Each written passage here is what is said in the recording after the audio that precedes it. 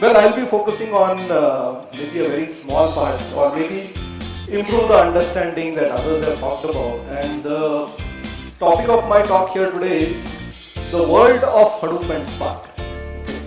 So at the end of this, I promise you will not be an expert in Hadoop. You will not be an expert in Spark. But maybe your understanding of the world of Hadoop and Spark will improve a little bit. That is going to be my goal.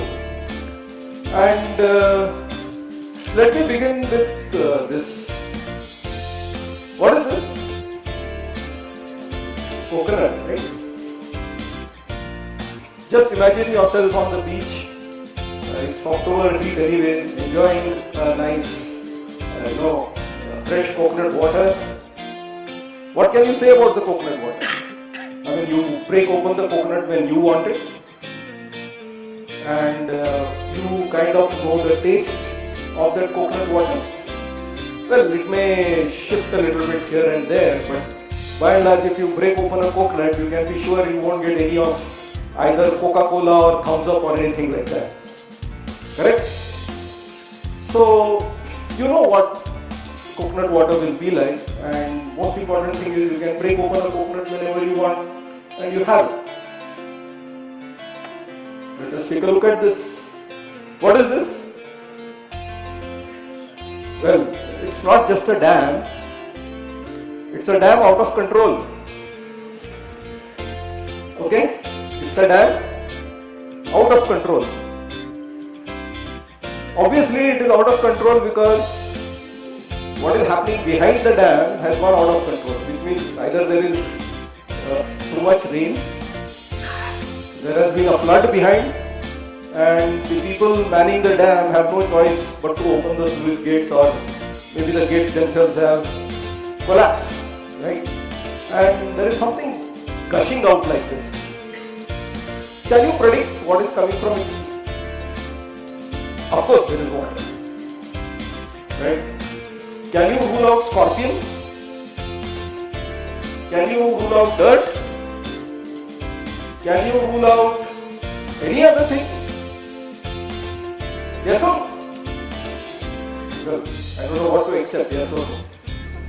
Okay, well, the whole point is, this is something which is out of control as compared to this. You will all agree? Yes. Okay. So let us come to the main topic on hand now. This is about internet traffic. Okay. And the source of my information is as fresh as yesterday. In fact, today morning. And the source is from Cisco. And Cisco is one company that we can believe when it comes to throwing out these numbers. Yes or no? Yes. Okay. So let us look at what is happening. In the year 1992, we had coconut. Okay.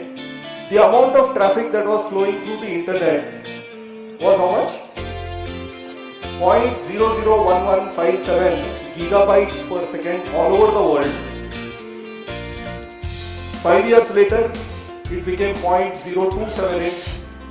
5 years later, it became 100 gigabytes per second. Well, last year, it was 20,235 gigabytes per second. And in 2020, how much is it expected to be? 61,386 gigabytes per second. Okay. Now you may ask the question, who's generating all this data? Who's generating? We are all generating data. So, if a lot of this data is being generated by us, who generated this?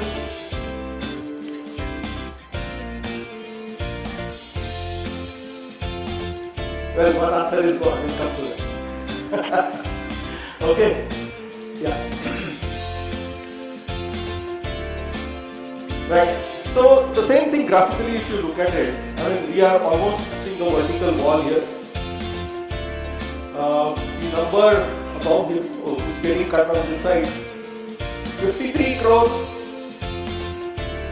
5 lakhs, 6,179. That is the number of times the internet traffic has increased or is expected to increase between 1992 and 2020.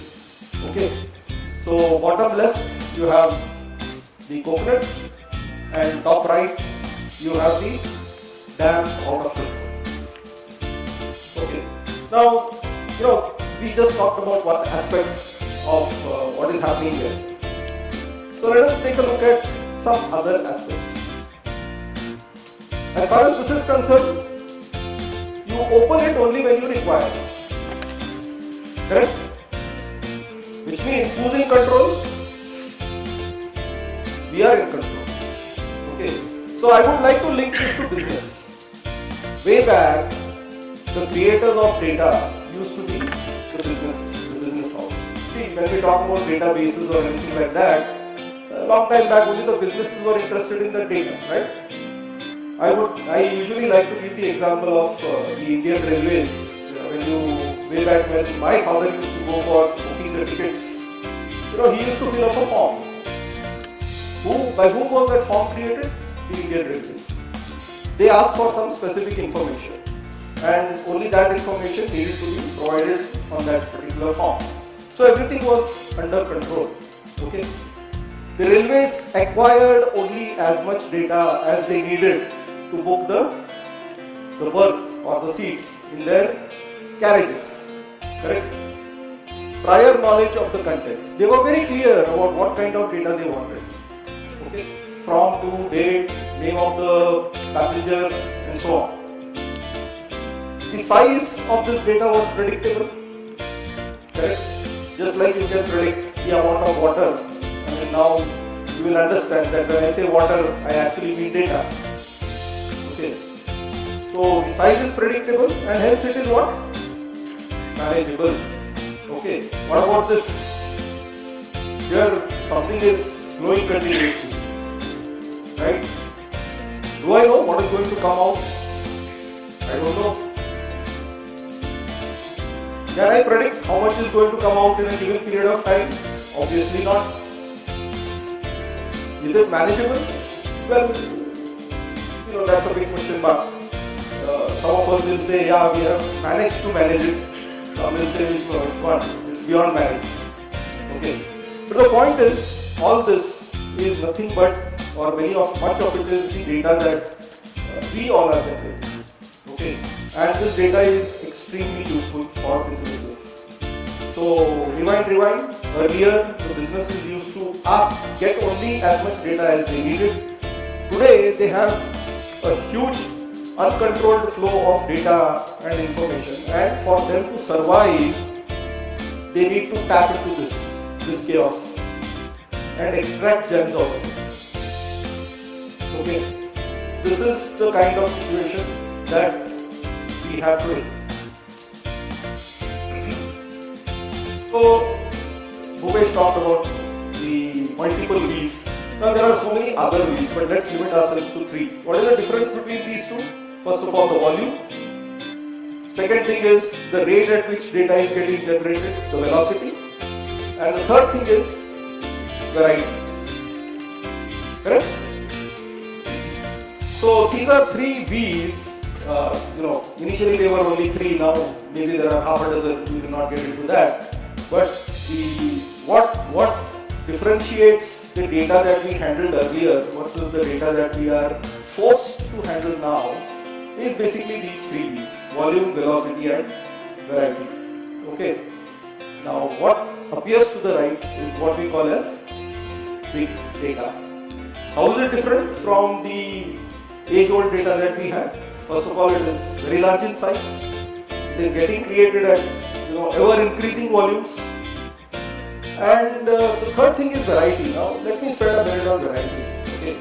Variety could be the messages that you send each other, the blogs that you post, the status updates that you provide, the video that you upload, the clicks that you make on when you visit a website. All this is part of the data that is flowing through this huge deluge. And each and every item in this is of importance for certain kinds of businesses today, like travel and tourism. Unless if I am a hotel and I am not aware of what you are doing in front of your computer right now, will I ever get your business? I will not. Correct? If you compare with the age-old method of booking tickets, it used to be what? You go to an agent. That agent had a selected few hotels that you book into. But this whole thing has turned upside down these days. Right? So there is value, extreme value in big data, and we need to make sense out of this big data. Okay, so that is the world of Hadoop and Spark. Now, why am I mentioning Hadoop and Spark? These are representatives of an entire class of tools that are available. Okay, I am mentioning this because both have been very popular, right? And we'll take a look at some of the differences between these two tools. But this is what they are doing. They are helping you, first of all, manage the deluge. And second thing, manage in the sense they help you to store this data in a manageable way. And most importantly, make sense out of the stored data. Okay? That's where we have these two specific tools playing a role. So there are multiple questions. Right. Again, some of these questions came in Mumbai slide also. How do you store? Where do you store all this? How do you process? Okay. Now, let me tell you one thing. Long time back, there used to be something called as computer centers. Okay. Where all data used to get stored, and the computers used to exist there, and they used to crunch the data and come out with whatever information, reports, whatever you want to say. So, in a sense, data was taken to the computers.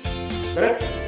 So, data was stored in magnetic tapes. Magnetic tapes were taken to the computer. They were loaded on those computers and then executed. I'm talking about a long time back. Okay. Now, today with the kind of data that is flowing, if we want to replicate this, that if we want to get all the data to one place and then process it, physics will not allow us to do that. Okay. Physics will not allow us to do that because there are study which is now. Why am I saying physics? What is the one thing which has the maximum velocity in this universe? Light. Correct? And data can only flow at or less than speed of light. So there are some calculations which exist today which say that the data that is generated in one day all over the planet will take a few years if you want to get it to one place, which means you have no choice. Data will be distributed, and now you have to find out the mechanism by which you have to take computing to the data and not data to the computers. Okay, are you getting it? You no longer can take all the data to the computers, not possible. Physics will not allow you to do that, right? So you have to come out with a mechanism by which you can take computing to the data. So that's about how to process, how to query, right? If you know what data contains, many of you might have used some kind of database management systems. How many? Yeah, many of you have database management systems, relational database management systems. You define something called a schema, which means you are telling the database beforehand what the data looks like, and then you have tools like SQL which have understood everything because you have told the computer everything about what the data contains. So SQL, you write an SQL statement and it will throw out the results. Correct? Can we say the same thing about the data that is coming in the form of a deluge? How many of you tried querying audio files or video movies using SQL? Is there anyone? Well, I'm happy. Okay. So how to query? How do you make sense out of all this data? So we need mechanisms for that. How to use inexpensive hardware? Okay. Again, those of you who are dealing with relational database management systems will know that there is a beast of an operation called as join. Okay. And if you have two big tables that you want to join, what do you need? Huge amount of memory. Huge amount of memory means extremely expensive machines. Extremely expensive machine means it takes 4 months for you to get an approval for that kind of machine. Okay, forget multiple machines. So you want to use inexpensive hardware to store the data as well as to process it. How to make all this scalable? Now it's going to be a deluge. You can be sure that the deluge will only increase in size and not reduce in size. So how do you ensure that whatever system you put into place is scalable? Today it may be of size 1, tomorrow it will have to be of size 10, day after 100. Okay, how do you ensure it is scalable? And most importantly, how to do all this at reasonable cost? See, finally, all decisions are taken based on cost or emotions at some point in time or the other. Okay, logic breaks down. Right? If I go and give a very logical explanation to the CEO, he said, okay, keep aside. Let me take a decision based on the cost. Right? And then how to make it fault tolerant? Now, this thing about fault tolerance will come maybe in a slide or two. But these are the questions that one needs to ask, especially in the context of this huge data deluge that we are seeing. Okay, so what happened? This was the original data size and type of data that we had. This is the new data type and size of data that we have.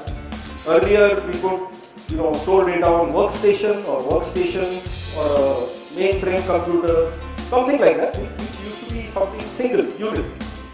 And today we have something called as data centers. Okay, you might not be able to see it very clearly, but imagine it is like a library with racks and racks of books. Instead of books, you have what? Cards. What are those cards? They contain the CPU plus other processing units and some central storage attached to all of them. Millions of computers. Okay. Millions of computers. So let me come back to the point of fault tolerance. Okay. Suppose in a data center you have 1 lakh computers and 1% of those computers develop some problem. So how many problematic computers do you have? How much is 1% of 1 lakh? 1000. Is it a small number? Which means these systems again have to be designed in such a way that even if something goes wrong, they should not stop. They should move ahead. Okay. Then the last thing that I am showing here is this used to be the nature of data, very well defined in forms, okay. And that's how data was extracted. Now the nature of data today is like what you see at the right over here. The various sources, various types, you can't predict. So what is the first step? The first step is the data that is emerging, first you need to store it. Yes or no? Yes. So obviously, a tool got developed maybe around 10 years back, which we call lovingly as Hadoop today. Okay. It provides in a practical way facilities to store huge amount of data in a scalable way, in a cost effective way, and in a robust way. Okay, so it is like a dam that we have built first to calm down the data. This is what we also refer to as a data lake.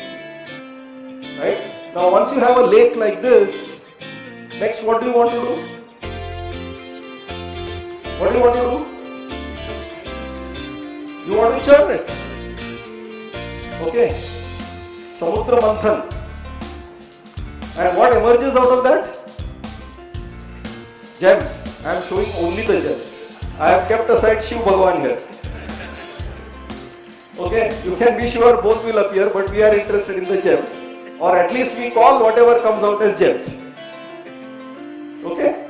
So this is the second thing you want to do. First you want to store it, and second you want to churn the data. Okay? Now this is where Hadoop also plays a role. It helps you to churn the data. But it has its own limitations, and to take care of those limitations, newer tools have got developed. And Spark is an example of one of those new tools. Right? So the role of Spark is not so much data storage as much as churning the data. Okay? Churning the data to get this kind of gems out of it. Finally, we come to this. He described data scientist. Okay, my card says data scientist, but I'm starting to feel like Ravan now. Okay. Till recently, I used to hate statistics. Now that another head has got added to me recently, because by definition or by training, I am a mechanical engineer. One head. My specialization is in computer-aided manufacturing. Second head. My experience is in pressure vessels. So hardcore engineering. Third head. I wrote compilers. So I got a fourth head. I understand data structures and algorithms. Fifth head. Okay. I also can dabble in hardware. Sixth head. Seventh head. I don't know how many heads now. Okay. But the point I'm trying to make is that there is so much to learn. You have to, in order to effectively manage this huge amount of data that is getting generated, you need to know a lot. It is not just, otherwise it will be like 6 blind men and an elephant. Okay. Data science, you will say it's like the tail of an elephant. Somebody will say it is like the trunk of an elephant. But really speaking, it is an elephant. Okay. So you have to have an overview. And learning these tools is just one part of it. Okay. So what I've tried to do is give you the context in which these tools are used. Obviously, I'm not going to get into the details of it because that's a 3-month course. Okay. So that's it. You have analysis which is happening, analytics which emerges from that, and the people who and the discipline which makes all this happen. It doesn't matter what size of data it is really data science.